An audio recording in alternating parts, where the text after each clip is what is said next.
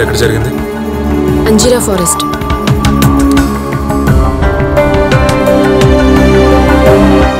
Second one lighthouse. Next one ఇక్కడ. Fourth, fifth, sixth, seventh.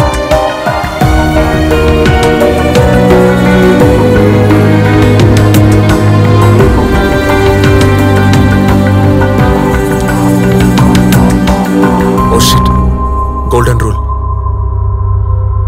అదేంటి? ఒక photo ఫ్రేమ్లో కానీ ఒక పెయింటింగ్లో కానీ మన దృష్టి పడేలా ఒక పాయింట్ ఉంటుంది. ఆ పాయింట్ గోల్డెన్ రేషియోలో వాడతారు. ఈ గోల్డెన్ రూల్ గోల్డెన్ రేషియో నుంచి వచ్చింది. అర్థం కాలేదు. It's a mathematical psycho analysis. నువ్వు చెప్తురువా? ఈ గోల్డెన్ రేషియోని వాడుతూ మన అటెన్షన్ని గ్రాప్ చేస్తున్నారు.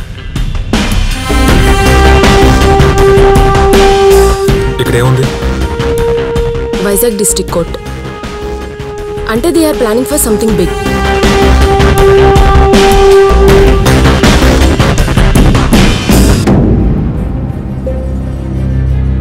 నాకు తెలిసి వీళ్ళు ఫాలో అయింది 144 సీక్వెన్స్ కాకపోయి ఉంటే. అంటే ఇలాంటి మర్డర్ ఇంతకు ముందు కూడా ఎక్కడో జరగొండొచ్చా? ఛాన్సెస్ ఉన్నాయి. అరకులో మాత్రమే కాకుండా ఇండియా మొత్తం మీద ఎక్కడో దగ్గర జరిగే ఉండొచ్చు. ఇలాంటి మర్డర్ ఇంకెక్కడైనా జరిగిందేమో కనుక్కోండి. Guys, I want every information of every murder that happened in India on 3rd September. Quick! అందరూ వేరే పనులు మానేసి ముందా పని చూడండి.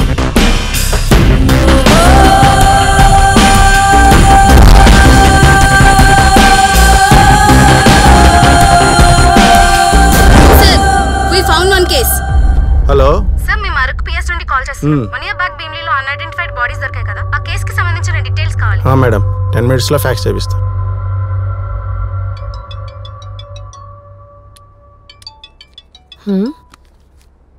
ఏదో కొత్త నెంబర్లా ఉంది.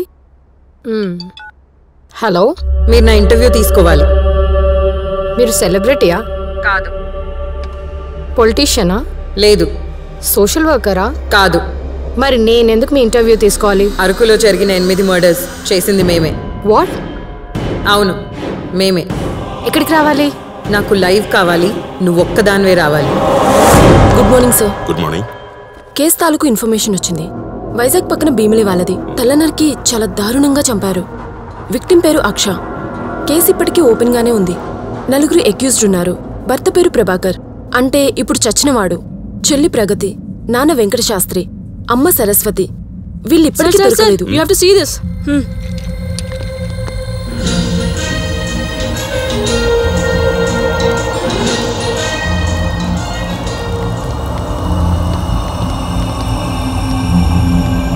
సార్,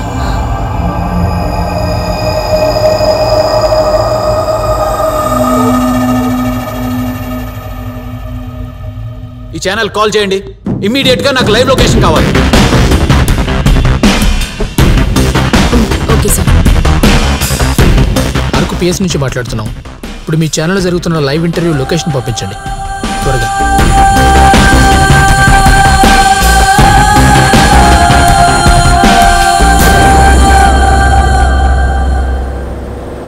నీ పేరేంటి? ఎందుకు ఇవన్నీ చేస్తున్నావు? నా పేరు ప్రగతి. ఎందుకని చెప్పే ముందు నీకు కథ చెప్పాలి. మాది వైజాగ్ పక్కన భీమిలి. ఉన్నత భావాలు కలిగిన ఫ్యామిలీ. మేమంతా చాలా హ్యాపీగా ఉండేవాళ్ళం. మా అన్నయ్య పెళ్లి తర్వాత అంతా మారిపోయింది.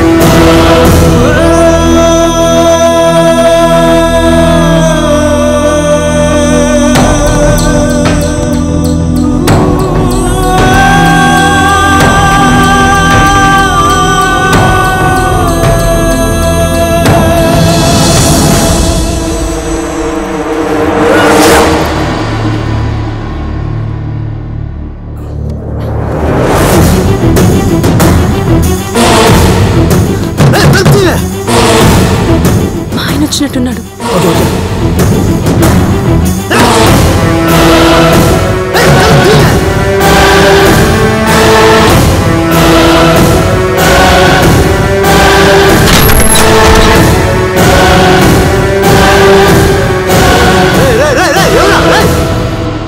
ఎవడెవడు ఎవడాడు?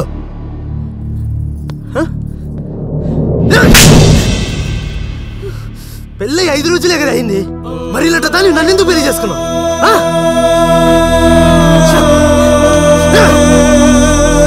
నీతో కాదే, మీ అన్నతో తెలుసుకుంటా. సారీ అండి, తప్పైపోయింది. ఇలాంటివి ఇంకెప్పుడు చేయను. సారీ, మా అన్నయ్యకి చెప్పుగా.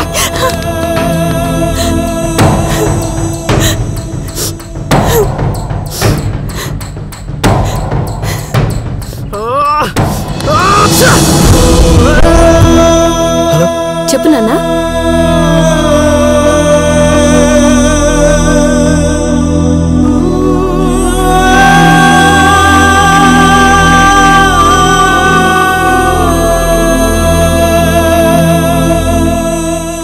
ఆ అమ్మాయి ఏదో మంచి కుటుంబం నుంచి వచ్చిందని చేశాం, ఇలా చేస్తుంది అనుకోలేదు.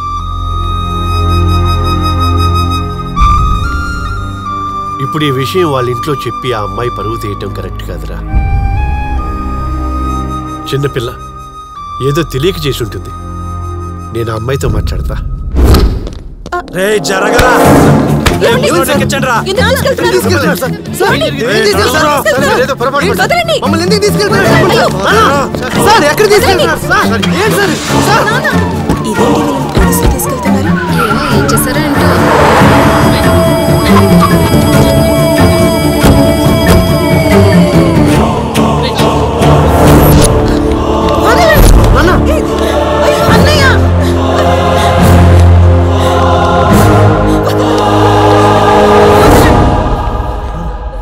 ఎందుకు తెచ్చారు మమ్మల్ని?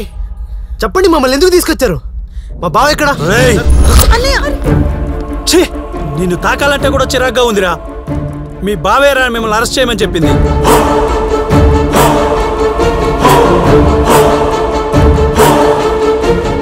ఇదేదో మంచి ఫ్యామిలీ అని మా సిఐ గారు ఏరు కోరి వాళ్ళ చెల్లిని మీ ఇంటికి పంపిస్తే మీరేం చేశారా?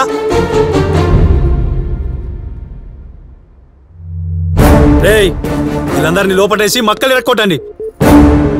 ఏం జరిగినా నేను చూసుకుంటాను. నడో. మేమేం చేశాం సార్? ఎంత బాగా నటిస్తున్నారా మీ ఫ్యామిలీ అంతా. ఒక ఆడపిల్లని ఇంతలా ఎలా టార్చర్ పెట్టగలిగారా మీరు?